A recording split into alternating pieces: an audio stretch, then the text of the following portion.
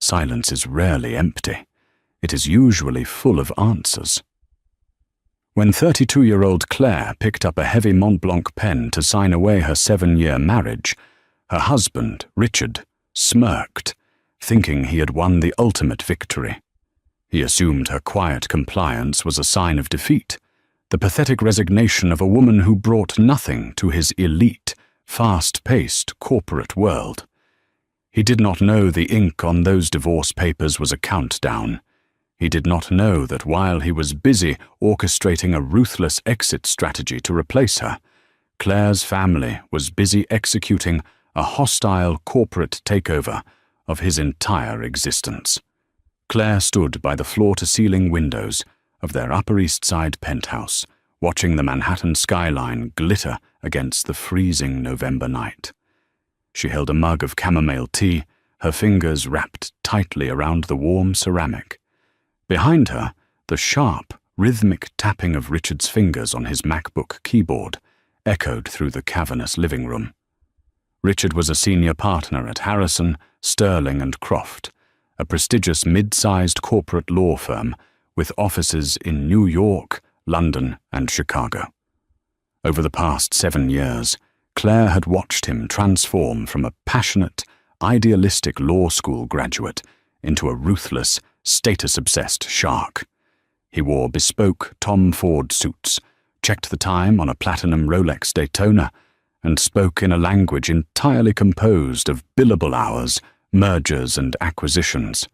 And somewhere along the way, he had decided that Claire was no longer enough. "Are you going to stand there all night, or are you going to pack for the Hamptons?" Richard asked, not looking up from his screen. His voice carried that familiar tone of exasperated superiority, the one he usually reserved for junior associates who had failed to properly format a brief. "I thought we were staying in the city this weekend," Claire replied mildly, turning to face him. She wore a simple, unbranded cream cashmere sweater, a piece from Loro Piana that Richard always dismissed as frumpy because it lacked a recognizable logo. "Victoria is hosting a dinner party at her estate in Southampton tomorrow," Richard said, finally shutting his laptop with a loud snap. "Half the executive board from Morgan Stanley will be there. I need to be seen, and I need you to not wear that." He gestured vaguely at her sweater. "Put on something striking, something that says my wife belongs in this tax bracket." Victoria Chase. The name always sent a quiet, icy ripple through the room. Victoria was the newest equity partner at Richard's firm, a sharp-featured, relentlessly ambitious woman whose father was a prominent federal judge. Victoria wore Louboutins like they were combat boots and made no secret of her disdain for Claire. To Victoria, Claire was just Richard's starter wife, a woman who spent her days managing a small, independent botanical shop in Brooklyn and volunteering at a local animal shelter. What neither Richard nor Victoria knew was that Claire's botanical shop was a hobby, a deliberate grounding mechanism. Her maiden name was Claire Kensington. Her father, Arthur Kensington, was the founder and majority shareholder of Kensington Global, a massive private equity conglomerate based in Geneva. Her family's wealth wasn't just old, it was foundational. They didn't buy flashy sports cars or boast about their net worth on Forbes lists. They bought sovereign debt, they bailed out national banks, and they owned the commercial real estate beneath the feet of Manhattan's elite. When Claire met Richard, she had craved normalcy. She wanted a man who loved her for her mind, not her trust fund. She had introduced herself simply as Claire, a girl from upstate New York, and had kept her family's empire entirely separated from her personal life.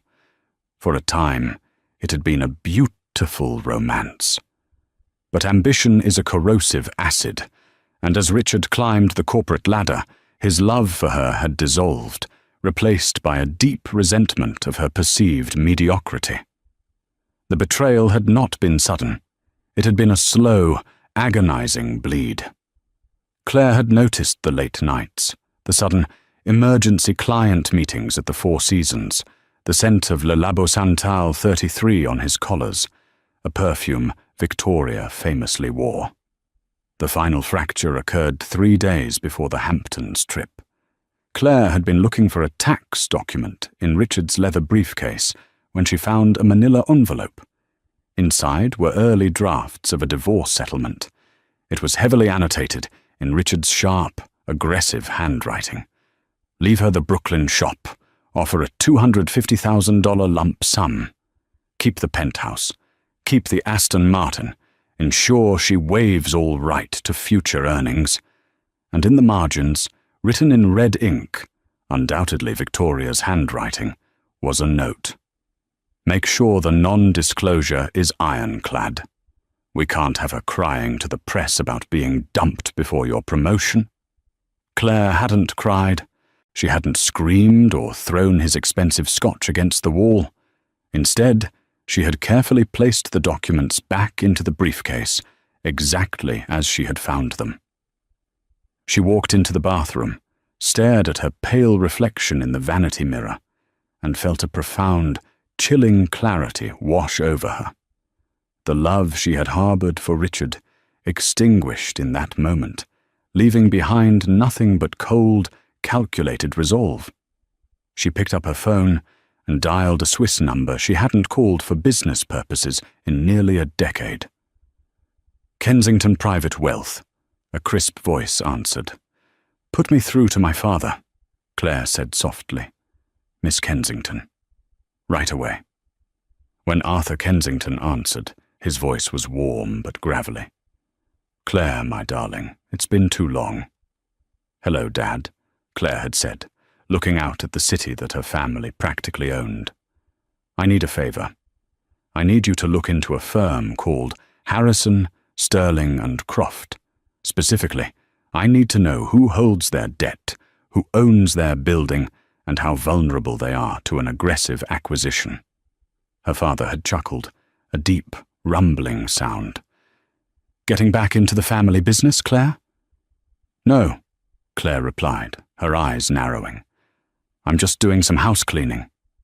Now, standing in the living room, as Richard dictated what she should wear to a party hosted by his mistress, Claire simply nodded.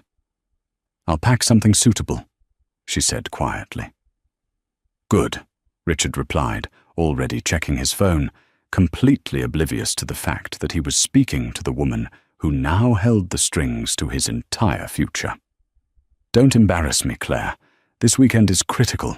The firm is expanding, and I'm next in line for managing partner. I can't afford any dead weight dragging me down. I promise, Richard, Claire said, turning back to the window. You won't have to worry about my weight dragging you down much longer. The conference room at Harrison, Sterling and Croft was a masterpiece of intimidation. Located on the 54th floor of a sleek glass skyscraper in Midtown, it featured a massive slab of polished black mahogany for a table, ergonomic Herman Miller chairs, and panoramic views of the city meant to make the client feel small and the lawyers feel like gods. Claire sat at the far end of the table, her posture perfect, her expression utterly unreadable. She wore a tailored charcoal blazer over a simple white silk blouse, her hair pulled back into a severe, elegant clasp. She had brought no lawyer with her. Across from her sat Richard, flanked by a smug family law attorney named Gregory Vance, a man infamous in New York circles for financially eviscerating the spouses of wealthy executives. Hovering near the doorway, pretending to review a file but clearly there to gloat, was Victoria Chase. She wore a crimson power suit, a smirk playing on her lips. Claire, I must advise you again that you are entitled to seek independent counsel, Gregory said, though his tone was dripping with condescension.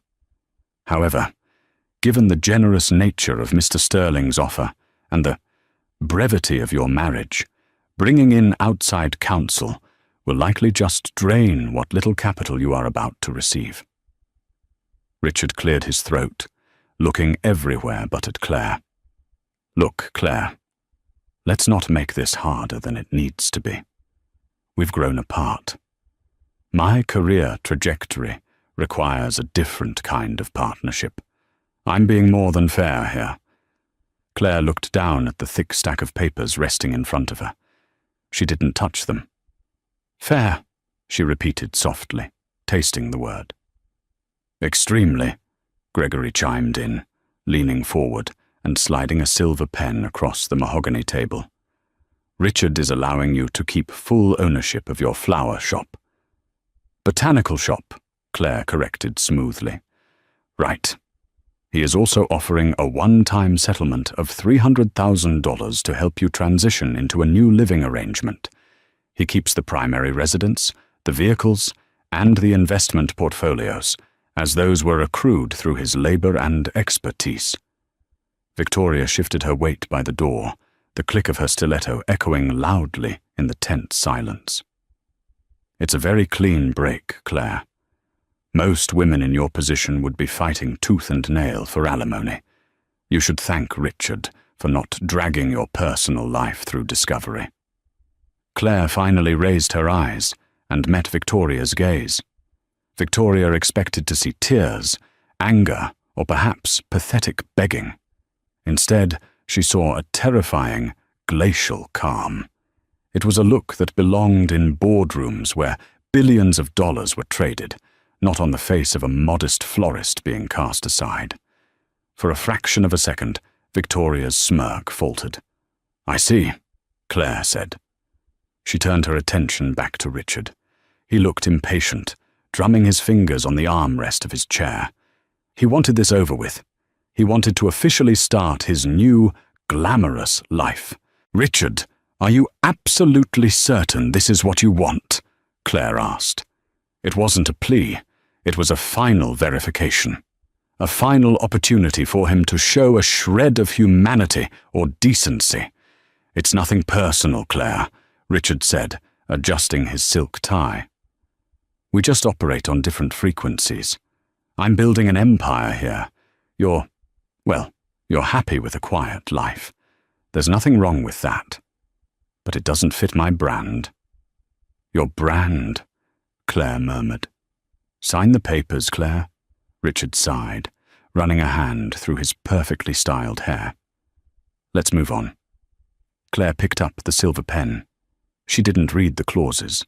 She didn't negotiate the insulting $300,000 payout, a sum Richard made in a single month. She didn't fight for the penthouse she had painstakingly decorated. She simply flipped to the final page, aligned the pen, and signed her name with swift, elegant strokes. Claire Kensington. Gregory blinked, momentarily stunned. In his 20 years of high-stakes divorce law, he had never seen a spouse forfeit millions in marital assets without so much as a whimper. He looked at Richard, who looked equally bewildered, though a triumphant grin was rapidly spreading across his face. "Well," Gregory said, quickly pulling the documents back across the table, as if afraid Claire might change her mind. "That concludes the mediation. I'll have these filed with the county clerk by tomorrow morning. You are legally separated as of this moment, pending the judge's stamp." Claire stood up, smoothing the front of her blazer. "Thank you, gentlemen." She turned and began walking toward the door. As she passed Victoria, the other woman leaned in slightly. "Smart girl," Victoria whispered, her voice laced with venomous triumph. "Knowing when you're outmatched is a valuable skill." Claire paused. She turned her head, her face inches from Victoria's. "I completely agree, Victoria. I highly recommend you remember that." Before Victoria could process the odd statement, Claire had already walked out of the conference room. She walked down the long, carpeted hallway of Harrison, Sterling, and Croft, past the glass-walled offices of associates frantically drafting memos, past the receptionist who gave her a sympathetic, pitying smile. Claire stepped into the elevator and pressed the button for the lobby. As the door slid shut, sealing her off from the life she had lived for 7 years, she felt an immense, physical weight lift from her shoulders. She wasn't Mrs. Sterling anymore. She was Claire Kensington again. When she reached the ground floor lobby of the massive commercial tower, she bypassed the revolving doors leading to the busy Manhattan street and instead walked toward a private security desk located near the rear executive entrance. A man in a sharp black suit stood waiting. "Car is ready, Miss Kensington," the man said respectfully, handing her a sleek black earpiece. "Thank you, David," Claire said, stepping out into the brisk afternoon air. A black Maybach was idling at the curb. She slid into the plush leather back seat and tapped the earpiece. "Connect me to the acquisitions team," she ordered. A few seconds of static, followed by the crisp voice of her father's lead portfolio manager, a brilliant tactician named Julian Hastings. "Miss Kensington, we've been waiting for your signal." "The personal matters have been legally severed," Claire said, looking out the tinted window as the building housing Richard's firm faded into the distance. "What is the status of the Harrison, Sterling and Croft debt?" "We quietly purchased their primary commercial loans from Deutsche Bank yesterday evening," Julian reported. "We also hold the master lease on their building. They are heavily leveraged, Claire. They've been expanding too fast, banking on a merger that we've already secretly derailed.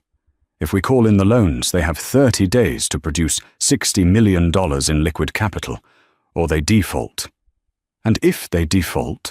Claire asked, though she already knew the answer. "We trigger the hostile takeover clause. We acquire their assets, their client list, and their intellectual property for pennies on the dollar. The partners get wiped out." Claire smiled, a slow, dangerous expression that Richard had never seen. "Excellent," Claire said softly. "Call in the debt. Initiate the buyout. Let's show Mr. Sterling what a real empire looks like." She disconnected the call, leaning back into the leather seats. The silence in the car was profound, but for Claire, it wasn't empty. It was the sound of an avalanche beginning to fall. The celebration dinner at Le Bernardin was everything Richard had envisioned for his ascension. The private dining room was bathed in the warm, golden glow of a baccarat chandelier, reflecting off the crystal champagne flutes filled with Dom Perignon. Richard sat at the head of the table, his new title, managing partner of Harrison, Sterling and Croft, officially ratified by the board that very afternoon. Victoria sat to his right, wearing a backless emerald silk dress, her hand resting possessively on his thigh under the table. To his left sat William Harrison, the firm's 60-year-old founding partner, a man whose face was deeply lined by decades of high-stakes corporate warfare. "To Richard," William said, raising his glass, his voice booming over the low hum of the exclusive restaurant, "who engineered the Morgan Stanley merger and brought this firm into the 21st century. May our billable hours be endless and our liabilities non-existent." "Cheers," the table of senior equity partners echoed in unison. Richard took a sip, the crisp, cold champagne tasting like absolute victory. It had been exactly 1 week since Claire had signed the divorce papers. The judge had expedited the filing, a favor called in by Victoria's father, the federal judge.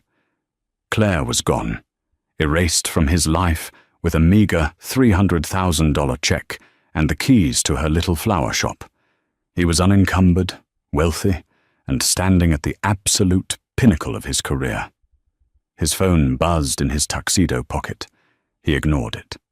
5 seconds later, it buzzed again. Then a third time. Frowning, Richard pulled the device out. It was his private assistant, calling with an emergency override. He excused himself with a charming smile and stepped out into the quiet, carpeted hallway near the coat check. "What is it, Sarah?" he snapped. "I told you I was not to be interrupted tonight." "Mr. Sterling, I'm so sorry. Sarah's voice trembled. She sounded close to tears. "But you need to look at your email immediately. It's the firm's finance department.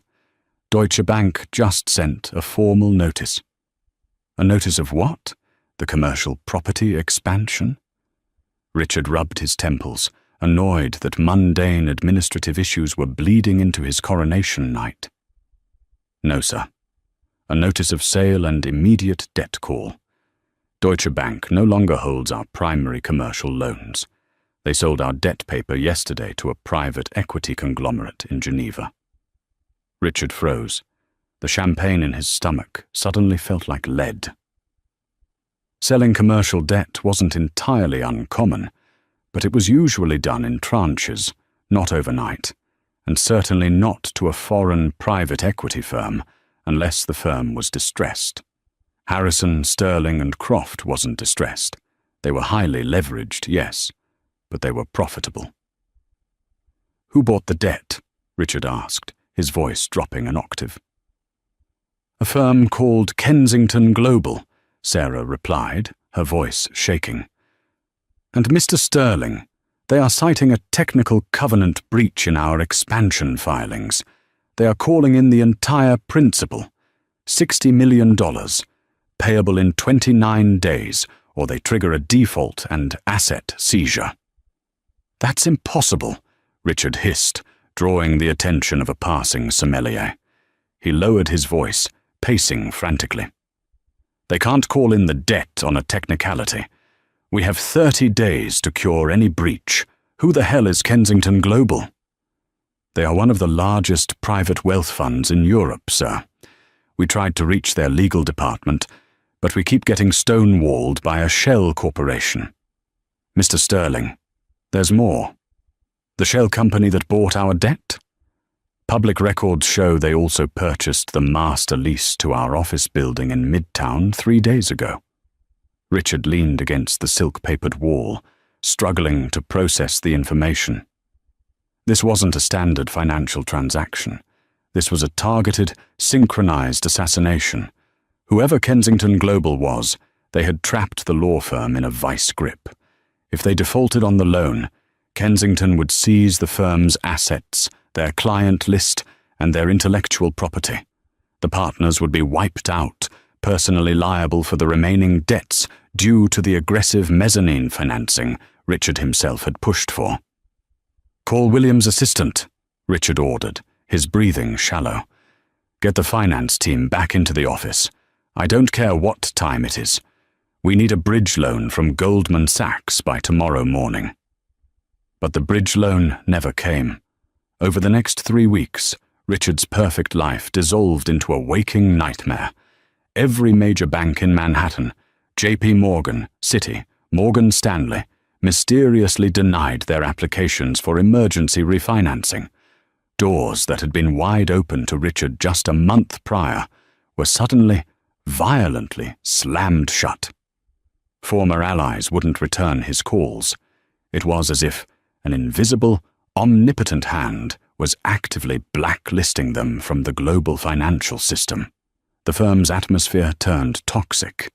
Junior associates, sensing the blood in the water, began quietly clearing out their desks. Equity partners turned on each other in screaming matches behind glass walls. Victoria, whose own capital contributions were tied up in the firm, became frantic and vicious, blaming Richard for the aggressive expansion strategy that had left them vulnerable. By day 28, Harrison, Sterling, and Croft was functionally bankrupt. The $60 million was a ghost they could not catch. Late that evening, William Harrison sat in Richard's office, looking 10 years older. He stared blankly at the breathtaking view of the Manhattan skyline. "They won't even negotiate over the phone," William rasped, swirling a glass of neat bourbon. Kensington's representatives finally sent an email. "If we want to discuss a structured surrender to save our personal assets from being liquidated, we have to go to their North American headquarters tomorrow at noon." "We go then," Richard said, his voice hollow, his custom Tom Ford suit hanging slightly loose on his frame after weeks of stress-induced weight loss.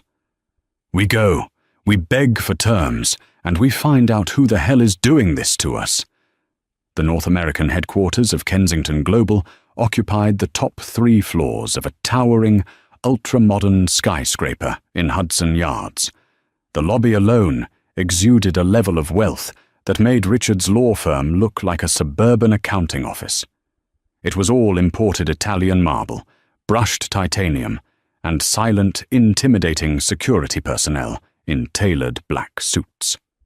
At exactly 11:55 a.m., Richard, Victoria, and William stepped off the private elevator, onto the 81st floor. They were met by a severe-looking executive assistant who didn't offer a smile, only a brisk nod. Mr. Harrison, Mr. Sterling, Ms. Chase. The Director of Acquisitions will see you now, she said smoothly, turning on her heel and leading them down a vast corridor lined with abstract modern art. Richard adjusted his tie, his palms sweating. He had spent the entire car ride rehearsing his pitch. He would appeal to the director's financial sensibilities. He would offer them a 40% equity stake in the firm in exchange for debt forgiveness. He would charm them, litigate them, or outsmart them. He was Richard Sterling. He always found a way out. The assistant opened a set of massive, soundproofed oak double doors, gesturing for them to enter. The boardroom was terrifying in its minimalism. A single slab of live-edge black walnut served as the conference table, overlooking a panoramic, dizzying view of the Hudson River. Sitting at the head of the table, her back turned to them as she looked out the window, was a slender woman in a meticulously tailored, midnight blue Alexander McQueen suit. "Director?" William began, stepping forward, using his most authoritative courtroom voice. "We appreciate you taking the time to meet with us. I am William Harrison, and this is my managing partner, Richard Sterling. We believe there has been a profound misunderstanding regarding our commercial covenants." "There is no misunderstanding, William," a voice said. The voice was soft, melodic, and chillingly familiar. Victoria stopped dead in her tracks, her breath catching in her throat. Richard felt his heart slam against his ribs. The world seemed to tilt on its axis. The leather chair slowly swiveled around. Claire sat there, her legs elegantly crossed, a manila folder resting on the table in front of her. Her hair, usually worn in a messy bun or a simple clasp, was blown out into sleek, razor-sharp waves. Her face was devoid of the warm, accommodating smile Richard had known for 7 years. Instead, her eyes were dark, flat, and absolute. "Claire?" Richard whispered, the name falling from his lips like a heavy stone. "Hello, Richard," Claire said, intertwining her fingers and resting them on the table. She looked past him to the crimson-faced woman at his side. "Victoria, that color still doesn't suit you." "What? What is this?" Victoria stammered, looking frantically around the room as if expecting an old Swiss billionaire to step out from behind the curtains. "What are you doing here? Did Richard hire you to—" "To what, Victoria?" Claire interrupted, her voice slicing through the room like a scalpel. "To arrange the flowers for your bankruptcy hearing." William Harrison looked between Richard and Claire, utter bewilderment contorting his face. "Richard, who is this woman? Why is your ex-wife sitting in the director's chair?" Claire didn't give Richard the chance to answer. She picked up the manila folder and casually tossed it down the length of the table. It slid perfectly, stopping right in front of William. "Allow me to introduce myself, Mr. Harrison. My name is Claire Kensington. I am the sole heir to Kensington Global and the acting director of North American Acquisitions. And as of 12:01 a.m. tomorrow, I am the new owner of your firm." Richard gripped the back of a leather chair to keep his knees from buckling. His mind raced, violently connecting the dots he had been too arrogant to see. Claire Kensington. She had never lied about her name, but she had never elaborated. She wore unbranded clothes that he thought were cheap, but were actually quiet luxury. She managed a botanical shop in Brooklyn, not because she had no ambition, but because she had nothing left to prove. "This is a joke," Richard choked out, his face pale, pointing a trembling finger at her. "This is fraud. You were a florist. You didn't even understand my work." "I understood perfectly, Richard," Claire said softly, rising from her chair. She walked slowly towards them, the click of her heels the only sound in the cavernous room. "I understood that you were funneling firm capital into a risky mezzanine fund. I understood that you were violating your loan covenants by opening the Chicago branch prematurely. I understood your work better than you did. That's why it was so incredibly easy to buy your debt and crush you." "You set us up," Victoria hissed, stepping forward, her hands balled into fists. "You bought the debt just to ruin him because he left you." Claire let out a low, humorless laugh. She stopped a few feet from them, radiating an aura of total, crushing power. "Victoria, please don't flatter yourself," Claire said, looking down at the other woman. "Richard leaving me was the greatest favor he ever did. No, I didn't buy your debt out of a broken heart. I bought it because Richard is sloppy. He builds on sand. When I saw the early drafts of our divorce settlement, when I saw that you two intended to leave me with nothing while protecting his unearned assets, I realized something."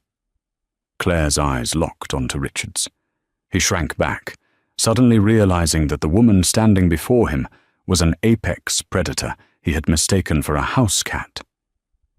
"I realized," Claire continued, her voice dropping to a lethal whisper, "that you didn't respect me because you thought I lacked power. So I decided to show you exactly what power looks like." William Harrison, realizing his entire legacy was evaporating, bypassed Richard entirely. "Miss Kensington," he pleaded, his voice breaking. "Please. Richard's personal vendettas have nothing to do with the rest of the partners. We employ hundreds of people. We can restructure. We can remove Richard as managing partner today. Right now." "Hey!" Richard snapped, turning to William in betrayal. "You can't do that." "I just did," William snarled, before turning back to Claire with pleading eyes. Claire tilted her head, observing the frantic betrayal with mild amusement. "It's too late for that, Mr. Harrison. You allowed a vain, reckless man to leverage your firm into oblivion. Your equity is zero. Your client list is being absorbed by our in-house legal team. By tomorrow, Harrison, Sterling, and Croft will cease to exist." "Claire, please," Richard begged, the arrogance finally draining from him, leaving behind a pathetic, trembling shell. "I have nothing else. The penthouse, the cars, they're all collateral.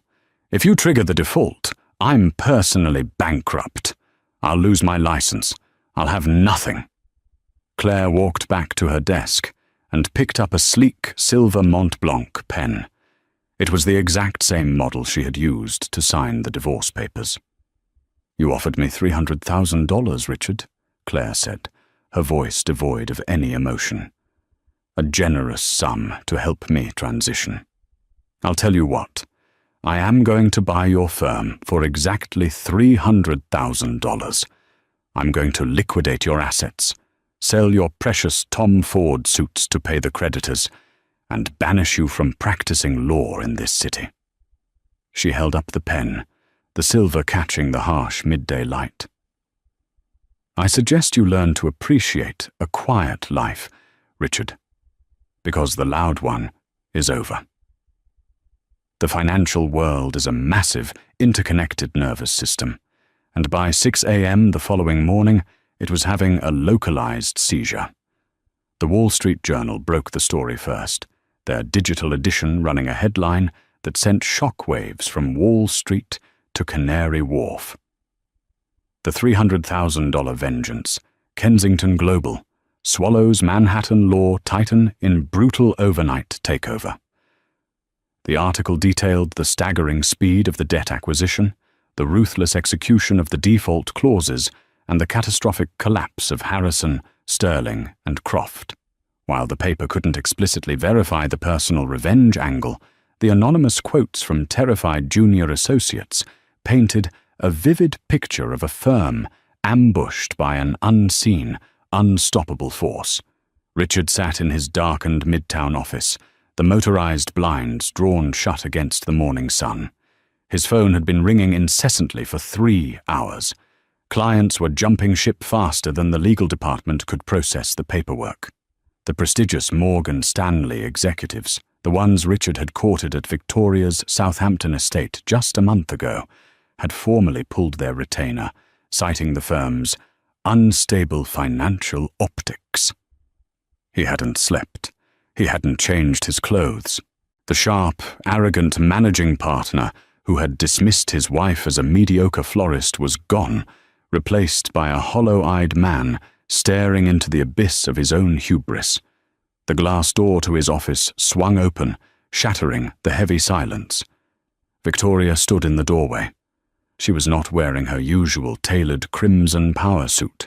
Instead, she wore a trench coat over a muted black dress, holding a heavy cardboard banker's box filled with her personal files and desk ornaments.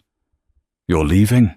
Richard asked, his voice raw, devoid of its usual silver-tongued confidence. "I'm surviving," Victoria corrected, stepping into the room and letting the door click shut behind her. Her face was pale, and the affectionate, possessive demeanor she usually reserved for Richard had completely evaporated. She looked at him not with love, but with calculating disgust. "Victoria, wait. We can fix this," Richard pleaded, standing up, his hands resting heavily on his mahogany desk. "William is panicking, but we have connections. Your father is a federal judge. We can file an emergency injunction to halt the asset seizure. We can claim Kensington acted in bad faith." "My father called me at 5 a.m, Richard," Victoria snapped, her voice trembling with suppressed rage. "He told me that Arthur Kensington called him personally. Do you understand what that means? The Kensingtons don't just have money, they have gravity. My father told me to sever all ties with you immediately, or risk having my own career collateralized in the fallout. So you're just running, after everything we planned?" Richard's voice rose, desperate and disbelieving. "You're the one who told me to give her a lowball settlement. You're the one who wrote those notes in the margins. And you're the idiot who left them where she could find them," Victoria yelled back, the polished veneer cracking entirely. "You told me she was nobody. You told me she was a quiet, domestic mouse who would just take the check and cry in Brooklyn. You didn't tell me you were married to a financial warlord." She hoisted the heavy box higher on her hip. "I have a meeting with Claire in an hour." Richard froze. The blood drained from his face. "What? Why?" "Because unlike you, I know when a war is lost," Victoria said coldly. "I'm offering her my voting shares and my testimony regarding your improper use of client escrow accounts to pad the mezzanine fund.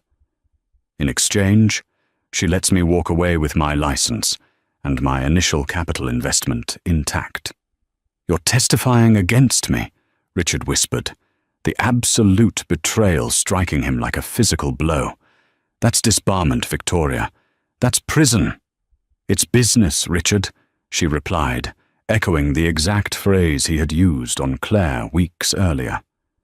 She didn't offer a sympathetic glance or a lingering touch.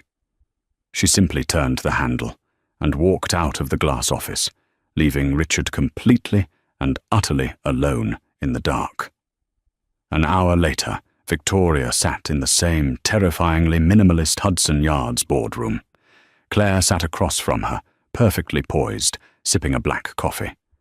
Beside Claire sat Nathaniel, Kensington Global's sharp-eyed lead auditor, silently taking notes. Victoria laid a thick flash drive on the live edge walnut table and slid it across. "Everything is on there," Victoria said, forcing her voice to remain steady. "Emails, internal memos, bank routing numbers. It proves Richard knowingly bypassed the firm's risk compliance committee to secure the loans that you ultimately bought. If you hand this to the SEC, he is finished.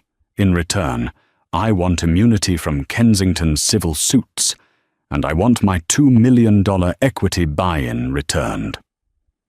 Claire looked at the flash drive. She didn't touch it. She took a slow sip of her coffee, her dark eyes entirely unreadable. "Victoria," Claire said softly, setting her cup down. "Do you genuinely believe I need your help to destroy Richard?" Victoria swallowed hard. "It expedites the process. It's leverage." "I am the leverage," Claire corrected smoothly. She gestured to Nathaniel, who didn't even look at the flash drive. Nathaniel and his team cracked Richard's encrypted offshore accounts 3 days ago. We already have the escrow data. We already filed the SEC whistleblower report this morning at 8 a.m. Your leverage is redundant. Panic, cold and sharp, flooded Victoria's chest. "But I'm cooperating. I'm handing you the managing partner on a silver platter." "You are handing me a drowning man while you try to steal a life raft," Claire replied, leaning forward slightly, her gaze pinning Victoria to the chair. "I read the settlement drafts, Victoria. I know exactly what you thought of me. And I know exactly what you are. You are an opportunist who built her career on nepotism and the wreckage of other women. You don't get a golden parachute today." Claire slid the flash drive back across the table. It stopped mere inches from Victoria's trembling hands. "Your equity is gone. It was absorbed in the default," Claire stated, her voice as final as a gavel strike. "You are personally liable for the remaining debts of the firm, just like Richard. I suggest you call your father, Victoria, because Kensington Global is coming for everything you own." Victoria stared at the woman across the table, finally realizing the true depth of her miscalculation. Claire wasn't just taking revenge, she was performing a total, systemic eradication. Victoria opened her mouth to argue, to plead, but the terrifying silence in Claire's eyes stopped her. Shaking, Victoria took her flash drive and fled the room. Friday at 5 p.m. marked the official deadline for the $60 million cure period. At exactly 5:01 p.m., the heavy glass doors of Harrison, Sterling, and Croft were locked from the outside. The takeover was mechanical, emotionless, and devastatingly efficient. Dozens of private security contractors in dark suits swept the 54th floor, escorting the remaining partners out of the building. Men in grey Kensington Global polos began boxing up servers, archiving physical files, and stripping the mahogany walls of their expensive artwork. Richard was the last to leave. He stood by the floor-to-ceiling windows of his corner office, watching the sunset bleed red across the Manhattan skyline. 2 security guards stood silently by the door, waiting for him. He had nothing in his hands. His computer was seized. His files were locked. Even the expensive scotch he had kept in his credenza had been catalogued as a firm asset. "Mr. Sterling," one of the guards said, his tone polite but firm. "It's time." Richard didn't argue. The fight had been completely drained out of him. He walked out of his office, down the long, carpeted hallway, past the empty cubicles and the dark conference rooms where he had once felt like a god. The silence of the dead firm was deafening, but the nightmare was far from over. When Richard finally emerged from the commercial tower and hailed a cab to his Upper East Side penthouse, he expected a sanctuary. He expected to pour a drink, collapse on his imported Italian leather sofa, and try to figure out how to rebuild. Instead, he found the lobby of his building swarming with men in tactical gear and moving uniforms. The concierge, a man who normally greeted Richard with obsequious deference, wouldn't even meet his eye. Richard took the private elevator to the penthouse floor. When the doors opened, he was greeted by the sight of his front door propped wide open. Inside, a team of appraisers was tagging furniture. "Hey, what the hell is going on here?" Richard yelled, sprinting into the foyer. A tall man in a tailored suit, holding a tablet, stepped forward. "Mr. Sterling, I am Arthur Kensington's personal liaison. We are executing the asset seizure." "This is my private residence," Richard screamed, his voice cracking. "The firm defaulted, not me. You can't touch my home." "Actually, sir, we can," the liaison said calmly, swiping on his tablet and holding it up for Richard to see. It was a digital copy of the mezzanine loan agreement Richard had signed to fund the firm's Chicago expansion. When you secured the emergency financing 3 months ago, you signed a personal guarantee. You collateralized your personal assets to secure the corporate debt. Since the firm cannot cover the $60 million, the debt transfers to you. Richard stared at his own signature on the screen, feeling physically sick. He had signed it because he was arrogant. He had signed it because he believed the firm would never fail. That he would never fail. "The penthouse is now property of Kensington Global," the liaison continued, stepping aside as 2 movers carried Richard's prized leather sofa out the door. "As is the Aston Martin in the garage, which is currently being loaded onto a flatbed tow truck. Your bank accounts have been frozen pending a full forensic audit by the SEC. I have nowhere to go," Richard stammered, looking around at the rapidly emptying apartment. "Miss Kensington anticipated that," the liaison said. He reached into his suit jacket and pulled out a standard white business envelope, handing it to Richard. "She left this for you." With trembling hands, Richard tore open the envelope. Inside was a single, crisp cashier's check. It was made out to Richard Sterling. The amount was for exactly $300,000. Attached to the check was a small, handwritten note on heavy cardstock. The handwriting was elegant, familiar, and utterly merciless. A generous sum to help you transition into your new living arrangement. I suggest you learn to budget. See. Richard stared at the check, the sound of his entire life being dismantled echoing around him. He thought back to the conference room just a month ago. He remembered sliding the same insulting sum across the table to Claire, demanding she be grateful for his scraps. He remembered telling her that she didn't fit his brand. He fell to his knees on the bare hardwood floor, the $300,000 check slipping from his fingers. The apartment was stripped bare, cold and empty. He had traded an empire built on genuine love for a house of cards built on ego. And now, the wind had finally blown.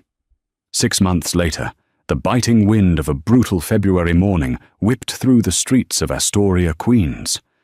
Richard pulled the collar of his generic, off-the-rack wool blend coat tighter around his neck, shivering as he stepped out of the N-train subway station. He carried a battered pleather briefcase, a far cry from the custom Italian leather he used to wield like a weapon. The descent had been absolute, a vertical drop into a reality he had spent his entire adult life mocking. Following the collapse of Harrison, Sterling and Croft, the Securities and Exchange Commission had descended upon Richard with the full, unyielding force of the federal government. Lead investigator Thomas Caldwell, an unforgiving bureaucrat who despised Wall Street arrogance, had frozen all of Richard's hidden assets within 48 hours. The $300,000 cashier's check Claire had left him, the ultimate insult, had vanished with terrifying speed. Without his law license, which had been permanently revoked by the New York State Bar Association, Richard had to learn the brutal mathematics of survival. Criminal defense retainer. $150,000 handed immediately to a mid-tier defense attorney named Simon Glick to keep Richard out of a federal penitentiary. Civil restitution, $85,000 seized by the state to partially refund the escrow accounts he had illegally tapped for the mezzanine fund. Living expenses and debt. The remaining $65,000 evaporated over 5 months, swallowed by back taxes, credit card companies, and the exorbitant rent for a cramped, mold-smelling studio apartment above a noisy 24-hour laundromat. Richard now worked as a freelance paralegal under a pseudonym, reviewing tedious discovery documents for bottom-feeding personal injury firms at $20 an hour. He spent his days staring at a cracked laptop screen, correcting formatting errors for men who didn't possess a tenth of the legal acumen he once had. As he walked down the slush-filled sidewalk, clutching a lukewarm bodega coffee, his phone vibrated. It was an alert from a legal blog he still masochistically followed. The headline glowed under the grey morning sky. Former Legal Titans headquarters transformed. Kensington Global unveils the Sanctuary Project. Richard clicked the link, his thumbs numb from the cold. The article featured a high-resolution photograph of the 54th floor of his former Midtown skyscraper. The imposing black mahogany tables and aggressive modern art were gone. In their place were warm, sunlit, collaborative spaces, filled with lush greenery and comfortable seating. Claire had not simply absorbed his firm to liquidate it. She had repurposed the entire commercial lease. The Sanctuary Project, the article detailed, was a massive, heavily endowed, non-profit legal center, fully funded by Kensington Global.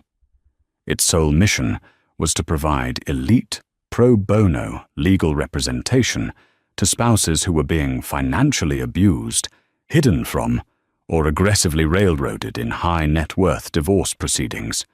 She had taken the very floor where Richard had planned to discard her and turned it into a fortress to protect women, just like her. Richard felt a sickening lurch in his stomach. He kept reading. The article mentioned Victoria Chase. Her fate had been equally catastrophic. After the flash drive incident, the SEC had subpoenaed Victoria's private communications. While she avoided prison by turning state's witness against Richard, the scandal had stained her powerful family.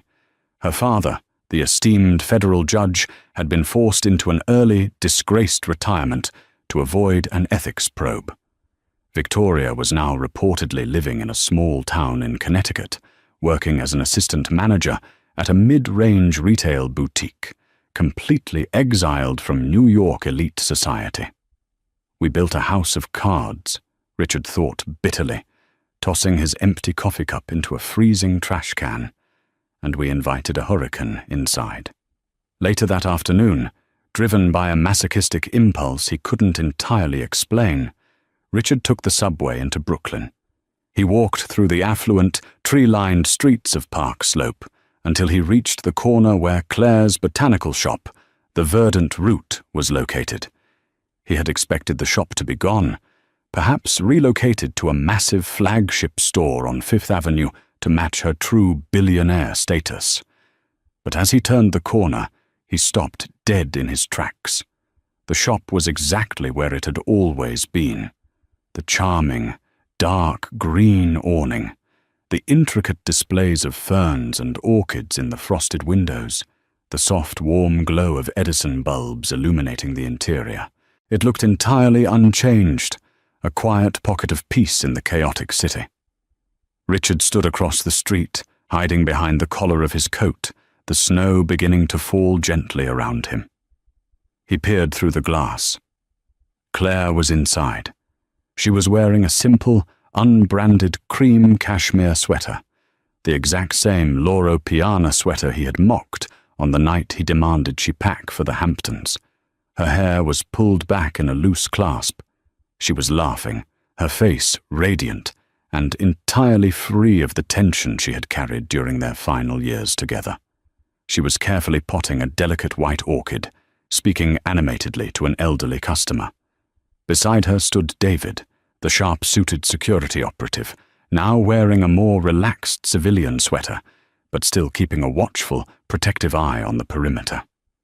Richard took a step off the curb. He didn't know what he intended to do. Apologize? Beg for a loan? Demand to know why she hadn't just told him who she was from the beginning? But before his foot could hit the asphalt, David's eyes snapped up. Through the glass, across the busy street, the security operative locked eyes with Richard. David didn't reach for a weapon or make a threatening gesture. He simply shook his head once, a slow, absolute dismissal. You do not belong here. Then Claire looked up. For a fraction of a second, her eyes met Richard's through the falling snow. Richard's heart hammered against his ribs. He waited for the sneer of triumph, the vindictive glare of a woman who had thoroughly crushed her enemy. But Claire didn't sneer. Her expression didn't change at all. She looked at him with the exact same mild, polite indifference she had given the cashier at the grocery store. He was not her enemy anymore. He was a ghost. He was an administrative error she had corrected 6 months ago. She calmly broke eye contact, turned back to her customer, and handed over the potted orchid with a brilliant, genuine smile. The realization hit Richard harder than the bankruptcy, harder than the disbarment, harder than the loss of the penthouse. He had spent his entire life desperately trying to be seen, to be feared, to be recognized as powerful. But Claire didn't need to be seen to be powerful. Her power was in her silence, in her profound, unshakable security in who she was. Richard stood in the freezing snow for a long time, watching the life he had thrown away. He had traded a woman who held the world in her hands for a woman who only wanted the world's attention. He slowly turned away, pulling his thin coat tighter against the wind, and began the long, cold walk back to the subway, disappearing into the vast, unforgiving anonymity of the city. True power rarely screams. It whispers, and sometimes it simply remains silent. Richard's tragic downfall was engineered not by a sudden, vindictive plot, but by his own blind, consuming arrogance. He mistook Claire's quiet grace for weakness, and her lack of pretension for a lack of worth. In his relentless pursuit of a superficial empire, he eagerly signed away his most valuable asset, failing to realize that the very pen he handed her was the instrument of his own execution. Claire's ultimate vengeance wasn't just the financial destruction of his firm, but the absolute, crushing revelation of his own insignificance. In the end, Richard was left exactly as he had left her, with nothing but the cold reality of a signature, forever haunted by the devastating consequences of underestimating the silent woman in the room.